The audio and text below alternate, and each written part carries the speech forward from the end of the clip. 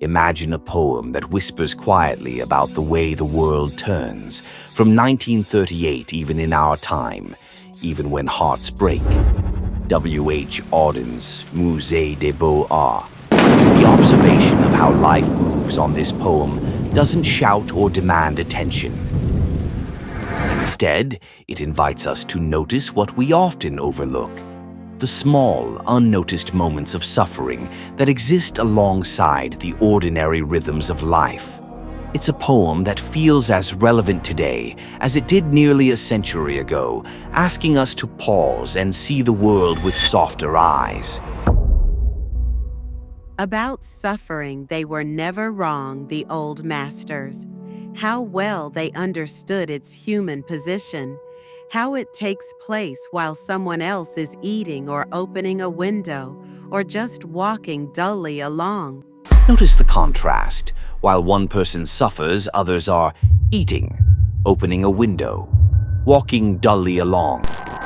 These bland, everyday verbs make a sharp point. Tragedy isn't accompanied by fanfare. It's buried in the background noise of life. Auden isn't judging the people who ignore it. He's simply showing us how the world works. Suffering is a quiet guest at the table of existence, often unnoticed.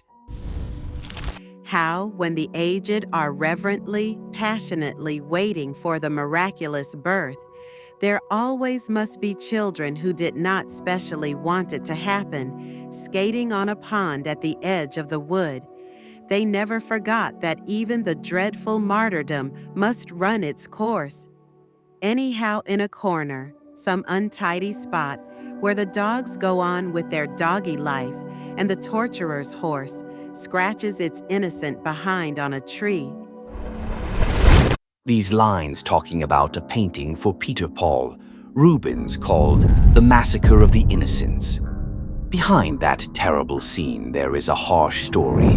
The sign of Christian prophet is raised in the sky, and the king that becoming, fear of the Christian prophet who will come make revolution against the king. So the king, rising his voice and angrily say, I am the king who stand above and conquer all. After that, he arguing his solidar to kill all children. Without no mercy, the disaster happened. The innocent get killed, and blood flowed. Let's focus on the details of the painting. A soldier wants to stamp his sword in this woman. Another punches a woman by her infant, and the deadly scene of infants on the ground. The poem mentioned this painting to show how people don't care for this martyry scene and continue their lives like nothing has happened. In Bruegel's Icarus, for instance, how everything turns away, quite leisurely from the disaster.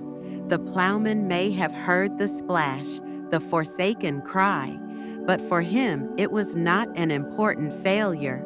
The sun shone as it had to on the white legs, disappearing into the green water, and the expensive, delicate ship that must have seen something amazing, a boy falling out of the sky, had somewhere to get to and sailed calmly on. Auden ends with Bruegel's The Fall of Icarus, a painting that captures indifference in its purest form. Icarus, the boy who flew too close to the sun, with wings made from feathers and wax, falls into the sea. But here's the kicker: nobody cares. This paint shows the situation after the fall of Icarus. The plowman keeps working.